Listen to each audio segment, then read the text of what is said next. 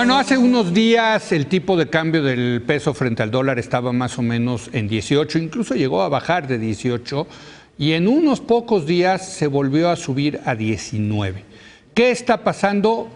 Bueno, pues me da mucho gusto recibir a Luis Miguel González, él es director del Economista y bueno, pues vaya que ustedes saben porque hoy le dedican la primera plana en El Economista, la vi ahí al tema de la depreciación del tipo de cambio. ¿Cómo estás, Luis Miguel? Encantado de estar por acá, Leo. Bueno, dicen ustedes en la primera plana del Economista, hay 4 factores que están explicando la, pues muy abrupta, hay que decirlo, devaluación de un peso, que no es poco, ¿no? Del tipo de cambio. No habíamos tenido este movimiento, esta volatilidad prácticamente desde los días en que Trump fue nombrado candidato. Así es. Y que de alguna manera nos somete a una especie de turbulencia que dura de noviembre a enero. ¿Se parece esto a enero del 2017? Francamente no. Decimos, hay 4 factores. Por razones obvias, en México nos gusta vernos al ombligo y decimos, todo tiene que ver con la elección, con la incertidumbre. Sí. O sea, nunca es posible saber bien a bien qué es lo que está moviendo el tipo de cambio, ¿no? O sea, porque es un mercado tan grandote y tan líquido que no puedes preguntarle, o sea, le puedes medio preguntar a los operadores, pero tampoco siempre es más especulación, déjame ponerlo. No, y totalmente. De las razones, vaya, ¿no? Y la otra cosa que es muy importante comunicar o tratar de entender es el tipo de cambio del peso no solo se resuelve en México. No. En realidad tenemos que la mayor parte de movimientos alrededor del peso están dándose en los mercados financieros de Estados Unidos. Así es. Aunque sean jugadores mexicanos, hay que aclararlo. Aunque incluso está abierto 24 horas el mercado del peso, o sea, se cotiza en Asia, en Europa, en fin, ¿no? Entonces decimos, hay un factor que obviamente está contando, que es la incertidumbre respecto a las elecciones. O sea, sí pesa. Sí pesa. O sea, el hecho de que ahí se hayan publicado encuestas donde venía muy favorable López Obrador, digamos, distanciamiento de López Obrador con la comunidad empresarial, en fin, ¿pesó en el ánimo? Sí pesa, ese es uno de los factores. Okay. El segundo, que es muy importante, es en Estados Unidos se da como un hecho que vienen más alzas de tasa de interés. Correcto. ¿Por qué cuenta esto? Porque simplemente el principal determinante racional, no emocional, de dónde ponen su dinero los inversionistas es la tasa de interés. Si el dólar va a dar más premio por invertir, se vuelve más atractivo. Correcto. Y cuando se dice, en vez de 3 alzas de tasa de interés, debe haber 4 a lo largo del año, lo que estás diciendo es, va a ser un buen negocio tener dinero en dólares. Así es. De hecho, el bono del Tesoro americano ya está dando más de 3% anual, el bono a 10 años, ya lo hace muy atractivo. Totalmente. Cuando antes no daba nada, ¿no? O sea, antes tener dólares en algún momento generaba tasa negativa. Así es, correcto. Era el precio que alguien pagaba por sentirse seguro con una moneda que vale en todos lados.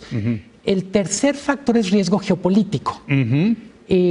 Pensamos por un momento, bueno, México tiene esta tradición de no mirar demasiado noticias internacionales, pero cuando decimos lo que está pasando con el pacto de Irán, no es pequeña cosa. El agravamiento de la crisis en Siria. Y en términos generales, estos tambores de guerra comercial entre Estados Unidos y China pesan mucho en el ánimo. ¿Cómo se traduce eso en el tipo de cambio? Hay una cosa que los analistas llaman el flight to quality o la búsqueda de refugios. Cuando hay incertidumbre, cualquier inversionista dice, bueno, de tener el dinero en México, en Argentina, en Brasil. Sí, me voy a lo seguro. Me voy a monedas fuertes, a mercados muy fuertes. Y el cuarto factor es... Déjame preguntarte ahí, en el tema geopolítico, el hecho de que esté caliente de nuevo el Medio Oriente, no sé qué tanto haya influido en el incremento de los precios del petróleo. Muchísimo. Que a diferencia del pasado, ahora a México ya no le conviene, porque nuestra balanza petrolera es negativa. Ese es para mí el gran cambio. Hay 2 grandes cambios en este sexenio en relación a finanzas públicas y petróleo. El primero es que el petróleo pasó del 35% al 17% como componente de los ingresos públicos. Así es. Y el segundo es, a México ya no le alcanza el petróleo que exporta para pagar la gasolina que los derivados del petróleo que importa. Gasolina, diésel, perdón, y hay turbocina para los aviones. Y este dato del petróleo en buena medida ya ahora más bien es un factor negativo para México. O sea, que esté a $70 y tantos el barril de petróleo y por lo tanto a quién sabe cuánto esté el barril de gasolina, es una mala noticia para México. Porque se vuelve literalmente es gasolina para la inflación. Exactamente, correcto. Entonces, y el cuarto factor, perdón. Negociaciones del Tratado de Libre Comercio. Pero ahí parecería que debería ser favorable, porque lo que veo yo en las noticias es que muy pronto, quizás dentro de un par de semanas, tengamos buenas noticias al respecto. Está trabajando los equipos negociadores para que el 4 de mayo se tenga el 4 de mayo. El 4 de mayo es la fecha clave. Vamos, es el plazo interno que están dando. Sí. Mi único comentario ahí es, hasta ahora se están anticipando a que todo va a salir bien. Sí. Y yo llamaría, sigue siendo incertidumbre porque con el señor Trump, hasta que no esté en firme, hay un factor de riesgo.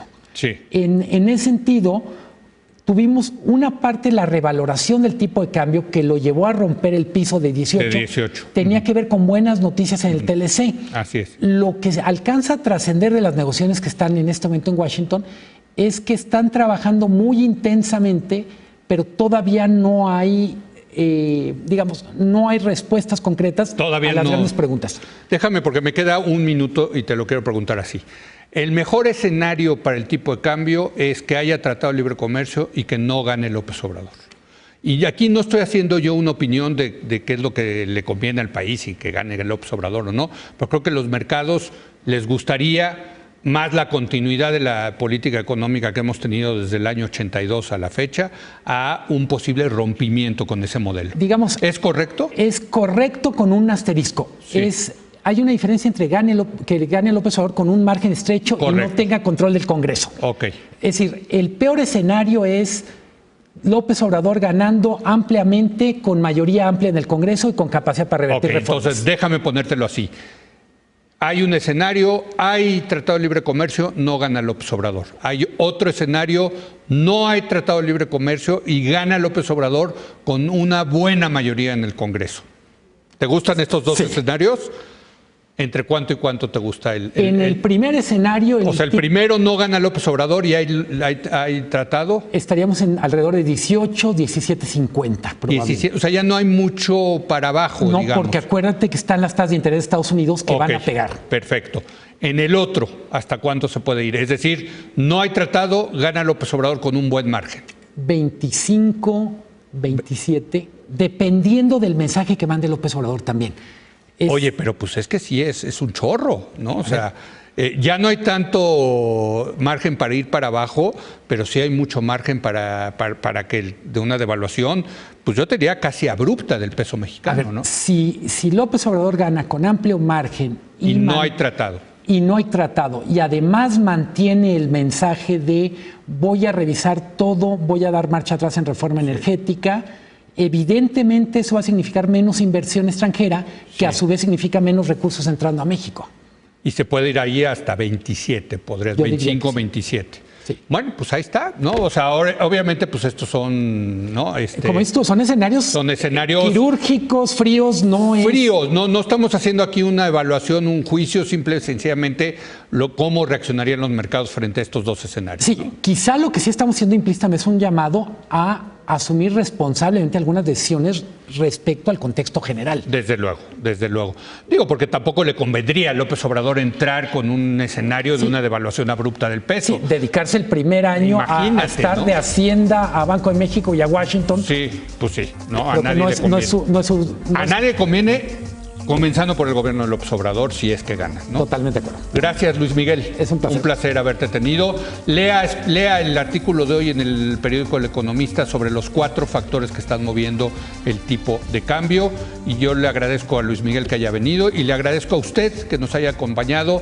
Mañana es nuestra edición de fin de semana. Mañana es viernes. Vamos a platicar con el gran arquitecto Víctor Legorreta acerca de sus 3 películas favoritas. No se lo pierda. Aquí nos vemos.